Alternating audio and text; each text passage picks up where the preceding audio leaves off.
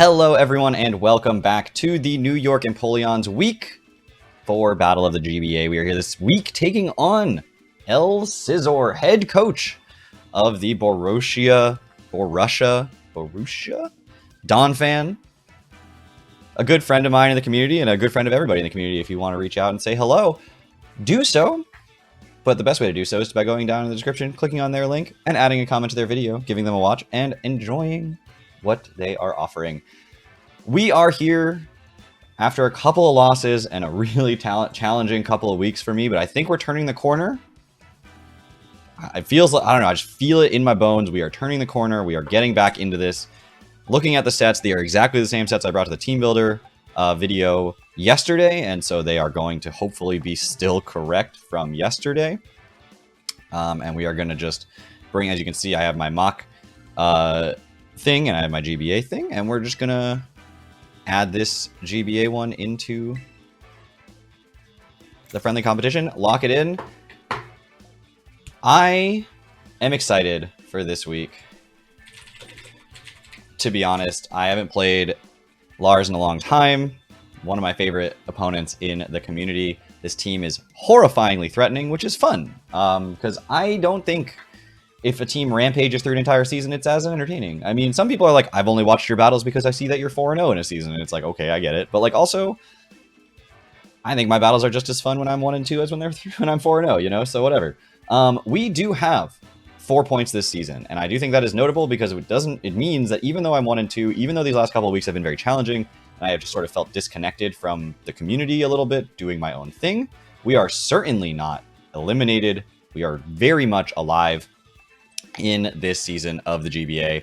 There's a lot of time left, a lot still to play for, and some really important matchups against teams ahead of us still to come.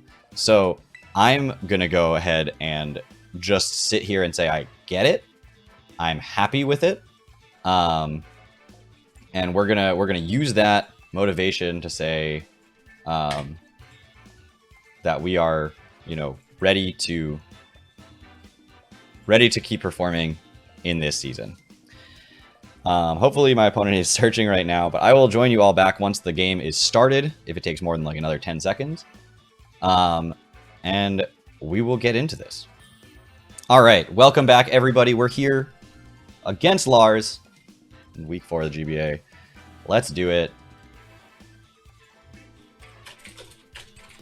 My opponent's got Weavile, Volcanion, Cresselia, Enamorus, Iron Treads, and Venomoth.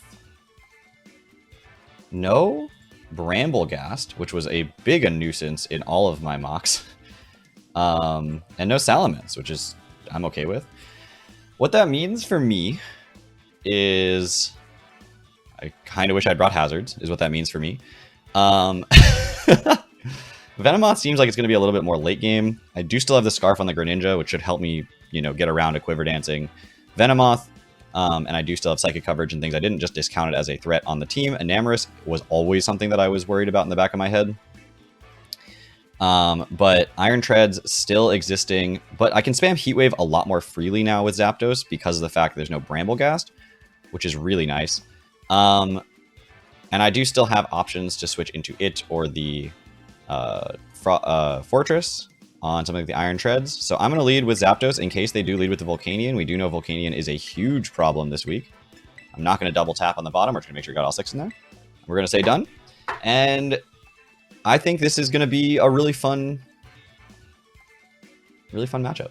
I don't know, like there's not much to say here. What do I usually say? How am I usually excited? I don't even know. That's a sick profile picture. What the heck? I'm so jealous. Mine's so boring comparatively. All right, Venomoth actually the lead here.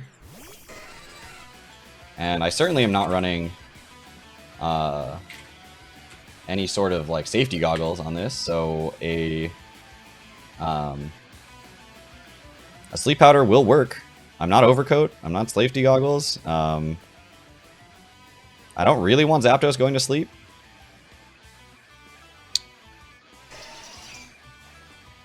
And I'm not fast. So, all right, we're just going to click Volt Switch here. I didn't see the Venomoth leading there. There's a sleep powder. It lands. Now, if they start setting up Quiver Dances on turn 1, I'm scared. I'm going to be honest. I think I'm just going to spam Volt Switch, though, and just hope I wake up pretty soon. There's 1 turn of sleep already gone, and now I'm going to get a second out of the way here. So at worst, you know, I could wake up, or at best I could wake up here. There's a Quiver Dance. Wow, really going for it right off the bat. Waking up would be very nice, I will be honest. There's a second turn of sleep. Are they going to go for another one? How greedy are they feeling? Going to Volt Switch again. Second Quiver Dance. Okay. We're seeing it. I mean, am I going to get 6-0'd here? Hopefully not. Thankfully, I do have Sturdy and an offensive. There's another turn of sleep. Okay, so now you're at +2. Let's take a look at Fortress. Gyro Ball should kill. So I'm just going to Volt Switch again. There's a Bug Buzz at +2. We do wake up this time. We are going to get a Volt Switch off. It's not going to do very much, but it would break any Focus Sash or anything like that. And Gyro Ball should take this thing out. I can take any one hit. Although the fact that I woke up means you could put my Fortress to sleep here, which would actually be a huge problem. So it's possible that I'm supposed to go into Ceruledge, Shadow Sneak, fall asleep, and then go into something. Huh, actually waking up was bad. I probably should have just let that stay asleep and go into Fortress on the Quiver Dance.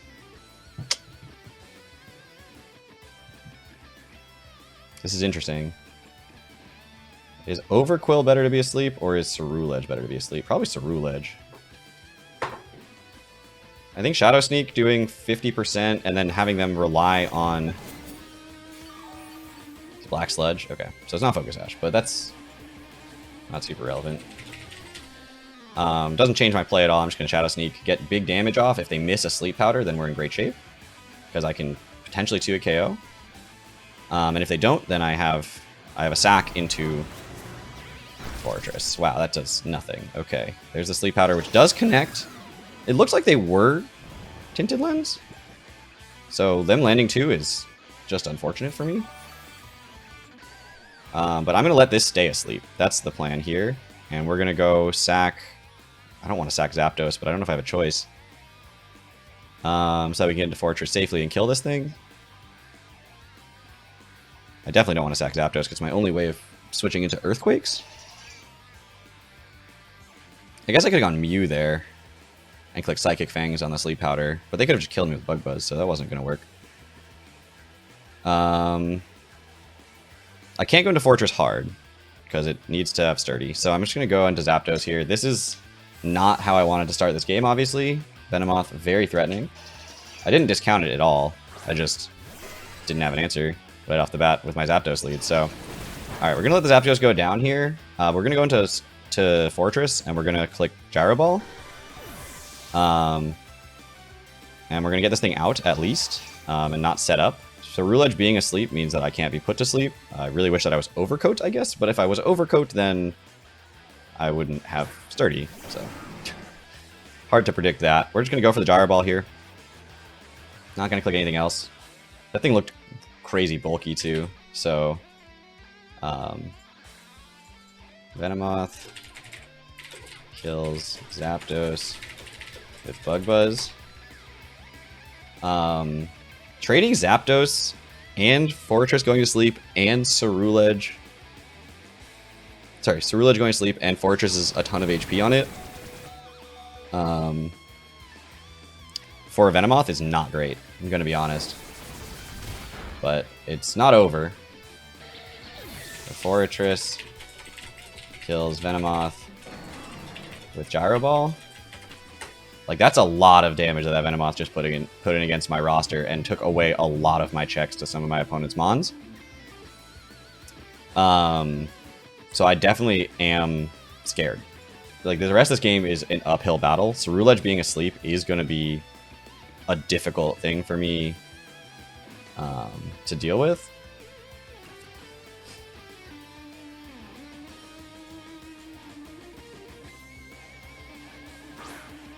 Yeah, I love that his name's C tier. As like, how is this thing C? And I agree. Like, how is this thing C tier? Fortress. I'm gonna click EQ in case you try to do something cheeky here, but I don't think you're going to. Of course, that is not worth 1 point, by the way, as everyone should know. I lived on Sturdy, so it doesn't get counted as like a point or anything like that. So now I have Overquill, potentially. I have Greninja as well. But neither's a great option here. I could go Mew. I could do the Mew thing. Where I D-Dance on a Steam Eruption. Get to +1. Earthquake doesn't quite take you out, though. But I think it's still a good play. I'm just gonna go Mew. I could just double Earthquake too. I don't have to D-Dance first. Earthquake should 2-hit KO, and with Dragon Dance, like. But if you go Cresselia, I mean, I'm not hitting Cresselia hard anyway. I'm just gonna Earthquake. 2-hit KOing Volcanion, putting it in range of something like Dark Pulse from Greninja seems very important. I do have access to the Lumberry in case it does go for a Steam Eruption here and gets a burn, so we're not going to be threatened too much by that option. But there's Earthquake, no Shuka, and it doesn't 2-hit KO, really. Steam Eruption can miss too, which it does. That's huge, because now I could Dragon Dance. Cresselia could come in, but I don't know what it's doing to me once it does come in, so I'm going to D-Dance here.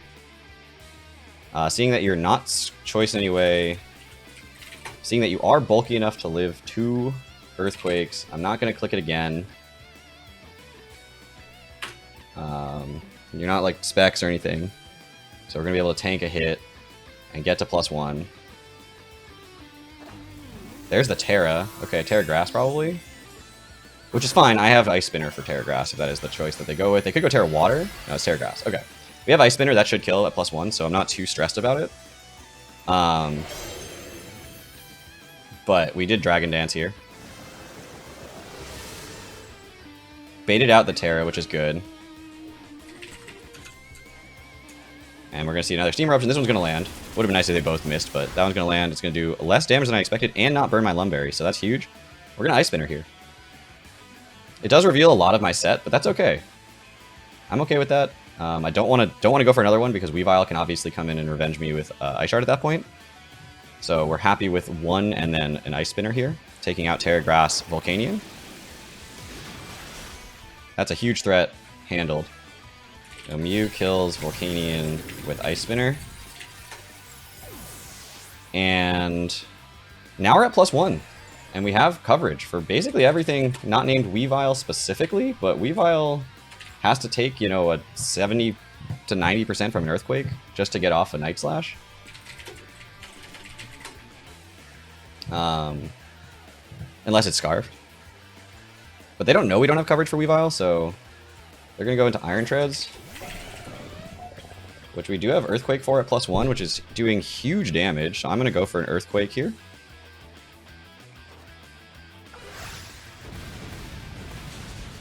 Just misses the KO, which we saw. We were pretty sure that was going to be the case. Knockoff does take me out, though. So Iron Treads kills Mew with Knockoff. And it's Life Orb. So it dies. Okay, so Iron Treads dies to Life Orb recoil. So I don't get a kill for that. But it's 3-3 right now. I do have a sleeping Pokemon. But I also have a Greninja and a Quillfish, which beats both Cresselia and Weavile, and can pretty well 1v1 most Enamorous, right? So I don't know if it can like actually 1v1 an Enamorous because of Earth Power, but Bar Barrage does a bajillion damage. And if it's not Specs Enamorous, if it is Specs Enamorous, I feel like Greninja's the switch in here. Because it is Scarf Greninja, it can outspeed everything. If it is Enamorous that comes in, it's Cresselia that comes in. So I have a choice to Dark Pulse here, but I don't think that's the play. I actually think I'm just going to U-turn, show that I'm Protean, because of the fact that this thing could Thunder Wave. Switches out. Okay, great. Yeah, go Enamorous right now, predicting a Dark Pulse probably. There's Enamorous. Okay. So we're going to get a U-turn off on the Enamorous. And I do have Overquill, and I do have Ceruledge. Ceruledge can come in on Enamorous. Potentially, but it's asleep.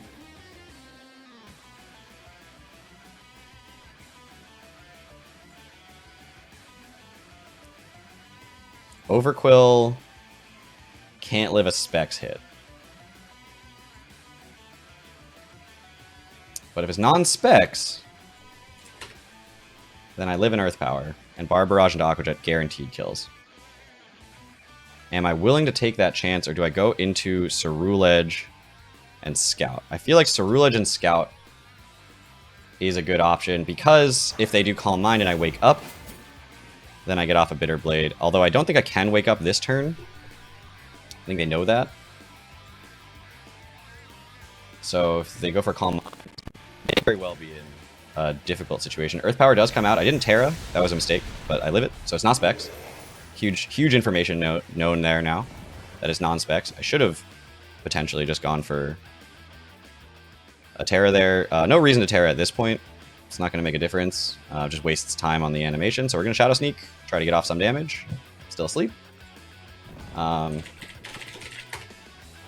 Earth Power comes out. It's going to take me out. Enamorous kills Ceruledge with Earth Power. And now we have Overquill, and we have Greninja. And that's the dream team right here. I could have gone Greninja there and just clicked Ice Beam, forcing this thing out, but I think I'm just going to Barb Barrage here. They could switch out. Seeing how much that did to Ceruledge without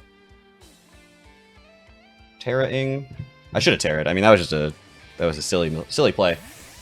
But Barb Barrage is still going to hit something here, which I'm okay with. That's going to be Cresselia.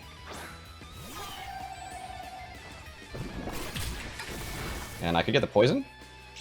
I don't. It's leftovers.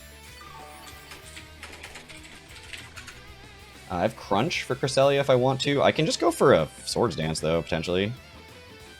Yeah,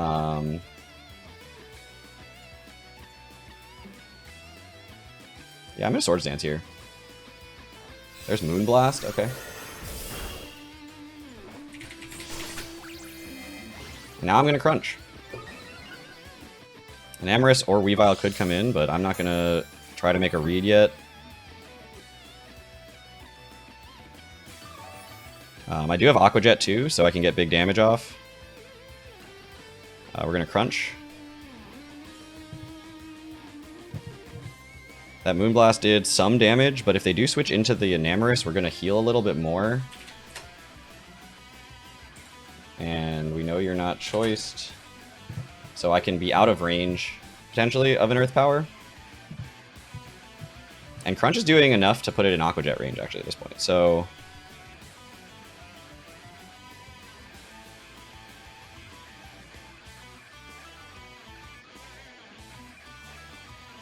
there's another Moonblast. So now it's going to be in Enamorous range, which is not ideal. Oh, my special attack. We're going to take out the Cresselia. So Overquill kills Cresselia with Crunch. I think we're guaranteed in an Earth Power range here.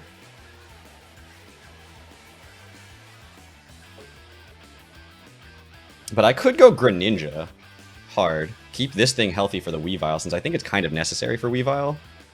But if they predict that and go Moonblast, I'm super screwed. Because I don't think Greninja's going to 1v1 a Weavile particularly happily. Although Surf, after a +2 Aqua Jet. So Aqua Jet does 40 to 48, assuming you're not defensive. And so if it does 40, we're looking at like 50%. And then Surf does 52 to 64%, which is the only way that I would be able to beat a Weavile in a 1v1, is by clicking Surf, because it's going to 2-hit KO Weavile as well, potentially, and Night Slash isn't guaranteed to kill first. So we're going to Aqua Jet. Not going to take any reads here. It looks like it's in range of Greninja here. Earth Power does come out. I could have gone Greninja, but it would have been a huge risk. Kills Overquill with Earth Power. We're going to go Greninja. We're going to click Surf, and we're just going to see how this end game plays out. We're gonna click Surf. We're gonna be a Water type, pure Water type. We're gonna hit the Enamorous hard. We don't know what item it is, but I didn't like pop a Citrus, thank God. It's looks like 52 to 64%, which is if it's fully offensive, would kill. It might be a roll. If it's a roll, Moonblast isn't killing me, but it's putting me in range of Weavile potentially, so we're just going to get off a Surf here, and it is going to take that out. We are at full health. We are facing down a full health Weavile. Kills Enamorous with Surf. And it is a 1v1 situation. Weavile, Greninja. We are Scarfed, which hasn't been confirmed, unless that was also Scarfed, at which point it has now been confirmed, but Surf is the click here. Pressure is not going to matter too much. We have plenty of PP. We're going to Surf. Looks like it does about 50% to a Weavile. Okay, Night Slash comes out. We do live one Night Slash. We are Water type. We should resist Ice Shard. We are at 69 HP. Nice. Good work, Greninja. Way to hit that 69. Strong. Take out the Weavile. And despite the opening, this team resiliently comes back stronger than ever. A big 1-0 win. Obviously, it's an away game. I lose 2 straight. They're both my home games, and I win another away game. But I'm 2-0 on away games. 0-2 on home games.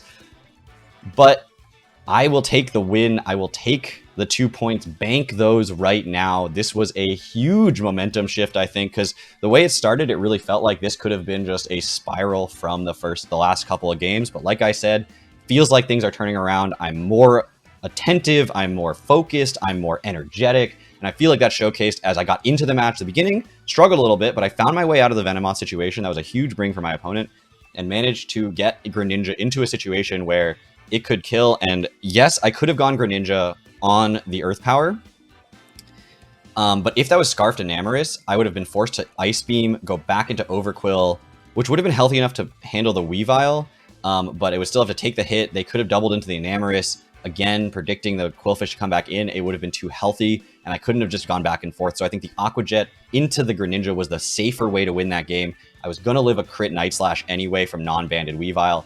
Thank you all so much for watching. This was a big endgame for me. I really honestly believe that this endgame showcased what I can do for the rest of the season, and I feel really strongly that this is not the end of the New York Empoleon. We are here to stay. Thank you all so much for watching. Take care, everybody.